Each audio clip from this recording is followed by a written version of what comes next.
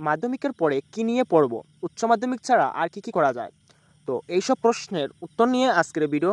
তো ভিডিওটি শেষ পর্যন্ত দেখবে। যারা এবছর মাধ্যমিক পরীক্ষা দিয়েছো এবং ভাবছো কী নিয়ে পড়বো এবং উপযুক্ত গাইডেন্স পাচ্ছেন না বা ঢুকাচ্ছেন, তাহলে এই ভিডিওটি শেষ পর্যন্ত দেখতে পারেন। স্কুল জীবনের শুরু থেকে দশম শ্রেণীর টেস্ট পরীক্ষার আগে পর্যন্ত সময়টা একই রকম গতানুগতিক রুটিনে কেটে যায়। এরপরেই আসে ছাত্র জীবনের প্রথম গুরুত্বপূর্ণ পরীক্ষা, মাধ্যমিক। এই পরীক্ষায় ভালো রেজাল্ট করার জন্য সকলে যথাসাধ্য চেষ্টা করে, কিন্তু এরপরই যে বিষয়গুলো নিয়ে সকলে চিন্তার সম্মুখীন হয় তা হলো, এরপর কী নিয়ে পড়ব, সায়েন্স, কমার্স নাকি আর্টস, কোনটা নিলে চাকরির সুযোগ বেশি, উচ্চ মাধ্যমিক না দিলে আর কি করা যায়, মাধ্যমিকের পরে কি চাকরি করা যায়? উত্তর হলো না। 18 বছর বয়স না হলে কোনো চাকরির জন্য যোগ্য হওয়া যায় না। মাধ্যমিক দিয়ে কি সরকারি চাকরি পাওয়া যায়?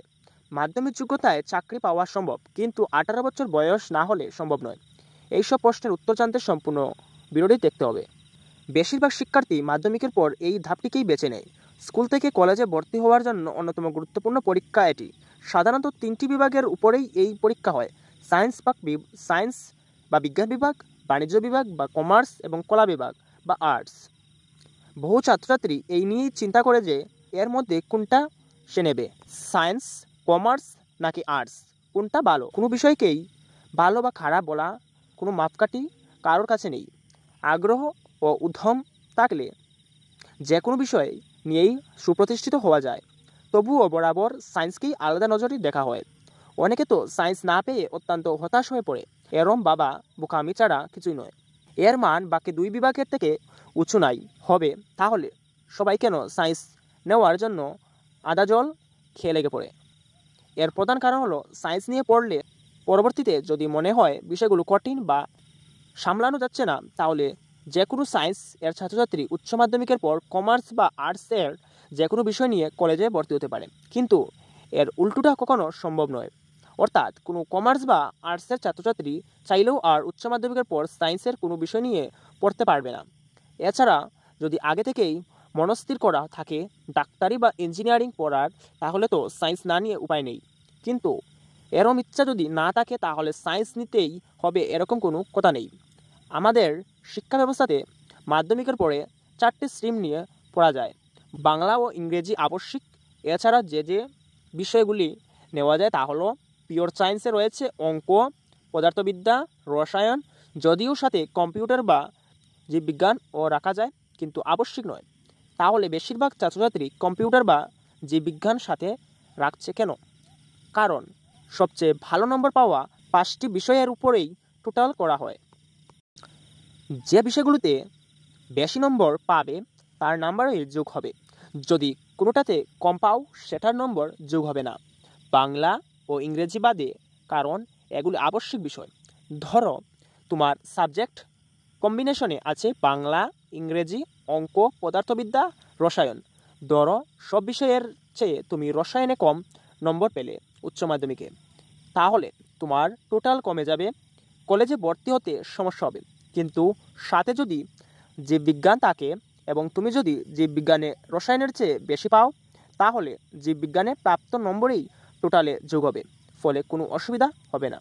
বায়োসায়েন্সে রয়েছে পদার্থবিদ্যা, রসায়ন, জীববিজ্ঞান। কমার্স হচ্ছে হিসাবশাস্ত্র বা অ্যাকাউন্টস, বিজনেস স্টাডিজ, অর্থনীতি, স্ট্যাটিস্টিক্স। আর্টসে রয়েছে যেমন ইতিহাস, ভূগোল, দর্শন, সমাজবিজ্ঞান, রাষ্ট্রবিজ্ঞান, মনোবিজ্ঞান, বাংলা, ইংরেজি ইত্যাদি। পরবর্তী ক্ষেত্রে ভূগোল, অর্থনীতি বা মনোবিজ্ঞান নিলে যদি সাথে অঙ্ক থাকে এবং উচ্চ মাধ্যমিকের পর যদি অনার্স পড়া হয়, তাহলে ডিগ্রিটা বিএসসি হয়, যদিও অঙ্ক নেওয়া একেবারেই ঐচ্ছিক। এবার জানা যাক উচ্চ মাধ্যমিক ছাড়া আর কি করা যায়। যেমন আইটিআই এর পুরো নাম হচ্ছে ইন্ডাস্ট্রিয়াল ট্রেনিং ইনস্টিটিউট। আইটিআই এর কোর্সগুলি 2 অথবা 1 বছরের জন্য হয়। মাধ্যমিক পাস করলেই আইটিআই পড়া যায়। গভর্নমেন্ট এবং প্রাইভেট যে কোনো ইনস্টিটিউটেই পড়ানো হয় আইটিআই। আসলে পড়ানোর সাথে হাতে কলমে প্রশিক্ষণেই এই কোর্সের চাহিদা বাড়িয়েছে। ভেবে দেখো, বাড়িতে, অফিসে যে কোনো মুহূর্তে আমাদের টেকনিশিয়ানের দরকার সবচেয়ে বেশি। ভালো দক্ষ ইলেকট্রিশিয়ান থেকে কলের মিস্ত্রি, চতুর থেকে বাড়ির কম্পিউটার বা টিভি সারানোর লুক, পেন্টার থেকে ফায়ারম্যানদের চাহিদা সবসময় থাকে সর্বত্র। তাই সরকারি থেকে বেসরকারি অফিসে যেমন চাকরি সম্ভব, তেমনি নিজস্ব উদ্যোগে যে কোনো সার্ভিস দেওয়ার ব্যবস্থা পর্যন্ত করা যায় আইটিআই পাশ করে। তো এমন কয়েকটি আইটিআই কোর্স রয়েছে, যেমন রয়েছে কম্পিউটার অপারেটর এবং প্রোগ্রামিং অ্যাসিস্ট্যান্ট, সংক্ষেপে কপা বলা হয়। 2 নম্বর রয়েছে সিভিল ড্রাফটসম্যান এবং মেকানিক্যাল ড্রাফটসম্যান। 3 নম্বর রয়েছে কার্পেন্ট্রি। 4 নম্বরে রয়েছে কর্পোরেট আর্টসকিপিং, কর্পোরেট হাউসকিপিং। 6 নম্বরে রয়েছে প্লাস্টিক প্রসেসিং অপারেটর। 7 নম্বরে রয়েছে মোটরসাইকেল মেকানিক।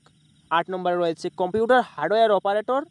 9 নম্বরে রয়েছে বেকারি ও কনফেকশনারি। 10 নম্বরে রয়েছে ওয়েল্ডার। 11 নম্বরে রয়েছে প্লাম্বার। আবার কেউ যদি মাধ্যমিকের পর উচ্চ মাধ্যমিক না করে তাহলে পলিটেকনিক করতে পারে। পলিটেকনিক সাধারণত 3 বছরের কোর্স।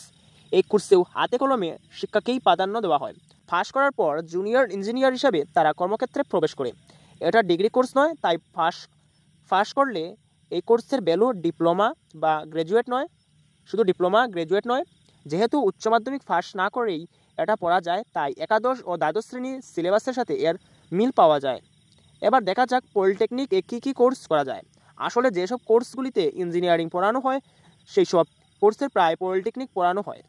তালিকা নিচে দেওয়া হলো, যেমন রয়েছে মেকানিক্যাল, রয়েছে সিভিল, রয়েছে ইলেকট্রিক্যাল, রয়েছে কম্পিউটার সায়েন্স, রয়েছে অটোমোবাইল, রয়েছে ইলেকট্রিশিয়ান এবং কমিউনিকেশনস, রয়েছে ফুড প্রসেসিং, রয়েছে ফুডওয়্যার, রয়েছে এগ্রিকালচার, রয়েছে আর্কিটেকচার, রয়েছে প্রিন্টিং ইত্যাদি। মাধ্যমিক পাশের পর আরও একটি কোর্স রয়েছে, যেটি হচ্ছে প্যারামেডিক্যাল। মাধ্যমিক পাশ করে প্যারামেডিক্যাল কোর্স কিছু করা যায়। তার মধ্যে 2 ধরনের কোর্স হয়, একটা সার্টিফিকেট কোর্স আর দ্বিতীয়টা হলো ডিপ্লোমা কোর্স। কিন্তু কোর্সগুলো স্বল্পমেয়াদী হওয়ার এগুলির বাজারগত মূল্য খুব কম, তাই ভালো প্যারামেডিক্যাল কোর্স করতে গেলে উচ্চ মাধ্যমিক পাশ হওয়া আবশ্যক।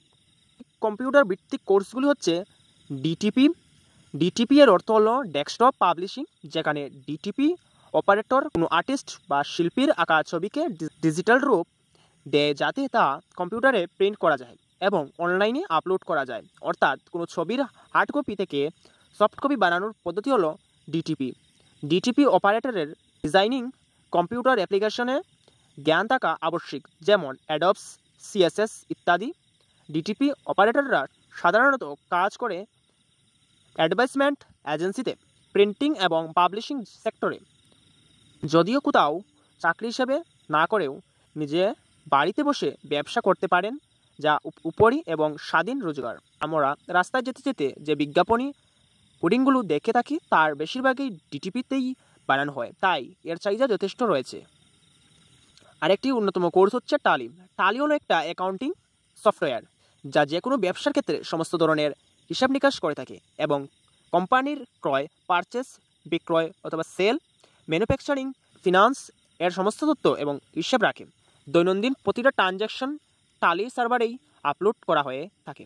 তাই টালি ছোটো থেকে বড় যে কোনো কোম্পানিতে কাজে লাগে। কিন্তু এটাও সত্যি, টালি শুধু একটা স্কিল হিসাবে কাজে লাগতে পারে, কিন্তু লং টার্মে শুধুমাত্র এই কাজে উন্নতির বিশেষ সুবিধা নেই। আরেকটি কোর্স হচ্ছে গ্রাফিক্স হলো আসলে ডিজাইন বা কিছু দৃশ্যমান ছবি যা বিভিন্ন জিনিসের উপর বানানো হয়, যেমন কখনো তা ক্যানভাসে, কখনো দেয়ালে, কখনো কাগজে বা কখনো কম্পিউটার স্ক্রিনে। বেশিরভাগ সময় এই ছবি কোনো বিশেষ অর্থ বহন করে, আবার নির্বাচল আনন্দ দান বা পোস্টার হিসাবেও ব্যবহার করা হয়। তারপর আরেকটি কোর্স হচ্ছে অ্যানিমেশন। সহজ ভাষায় অ্যানিমেশন হলো যে কোনো স্থির ছবিকে চলমান করার প্রযুক্তি। পরপর আঁকা ছবিগুলোকে জুড়ে দিয়ে তা চলন্ত করে দিলেই আমাদের মনে হয় যে ছবিগুলো আসলে ভিডিওরই মতো। আমাদের চোখ 1 থেকে 10 সেকেন্ডের কম সময়ে কোনো ছবি মনে রাখতে পারে না, তাই পরপর যদি ছবিগুলো বদলে যায় ব্রেন তা চলন্ত হিসাবে ধরে নেয়। এই পদ্ধতিতেই তৈরি হয় অ্যানিমেশন। যে কোনো কার্টুন যেমন টাবিম থেকে গোপালবার অ্যানিমেশনেই তৈরি। তারপর আরেকটি কোর্স হচ্ছে ওয়েব ডিজাইনিংয়ে যে কোনো ওয়েব পেজে কীভাবে কন্টেন্টগুলো সাজানো থাকবে তা এই প্রযুক্তি পদ্ধতিতেই ঠিক হয়। অর্থাৎ আমরা একটি ওয়েবসাইট খুললে যে ছবি যেভাবে দেখতে পাই, যেভাবে কন্টেন্ট ডিজাইন করে লেখা থাকে সেগুলো সব ওয়েব ডিজাইন লেখা থাকে, সেইগুলো সবই ওয়েব ডিজাইন এই হয়। ওয়েব ডিজাইনের মূল উদ্দেশ্য হলো একটি ওয়েব ডিজাইনকে ব্যবহারকারীর কাছে সুবিধাজনক ও আকর্ষণীয় করে তোলা। উচ্চ মাধ্যমিকের পর আরও একটি সুবিধাজনক কোর্স হচ্ছে সাইবার সিকিউরিটি। এটা আজকের যুগে সবচেয়ে বেশি চাহিদা যোগ্য পেশা। যতদিন যাচ্ছে মানুষ বেশি সময় ইন্টারনেট অর্থাৎ ডিজিটাল দুনিয়াতে কাটাচ্ছে। ব্যাংকিং লেনদেনের থেকে ছবি শেয়ারের সর্বক্ষণ মানুষ নিজের সমস্ত তথ্য নিজের অজান্তেই ডিজিটাল মাধ্যমে প্রদান করছে। আর এই সুযোগ কিছু মানুষ হাত পেতে রেখেছে প্রতারণার। তাই নিজেকে এবং নিজেদের কম্পিউটারকে সুরক্ষিত রাখতে সাইবার সিকিউরিটি আবশ্যক। শুধু তাই নয়, বেশিরভাগ অফিসেই এখন যাবতীয় কাজ অনলাইনে করে, তাই যে কোনো গুরুত্বপূর্ণ তথ্য গোপন রাখতে সব কম্পিউটারেই এখন সাইবার সিকিউরিটি এক্সপার্ট রাখছে। তাই এর চাহিদা সত্যিই প্রচুর। তো এই হচ্ছে কিছু কোর্সের নাম যেগুলো তোমাদের সুবিধার্থে তোমরা বিস্তারিত দেখতে পারো। তোমরা নির্দিষ্ট তোমাদের মোবাইল ফোন অথবা ল্যাপটপে তোমরা এই কোর্সের সম্বন্ধে জেনে তোমরা কোর্সগুলো নেবে। যদি ভিডিওটি ভালো লাগে তাহলে একটি লাইক দিয়ে দেবে এবং ভিডিও তোমাদের বন্ধুদের কাছে শেয়ার করে নেবে যারা এরকম মাধ্যমিক পরীক্ষা দিয়েছে এবং বিশ্ব নির্বাচনের জন্য ভাবনা চিন্তা করছে। তো তোমরা এই কোর্স তোমরা নিম্নলিখিত কোর্সগুলো ট্রাই করতে পারো। তো আজকের ভিডিও এতটুকুই। সকলকে ভিডিওটি দেখার জন্য ধন্যবাদ।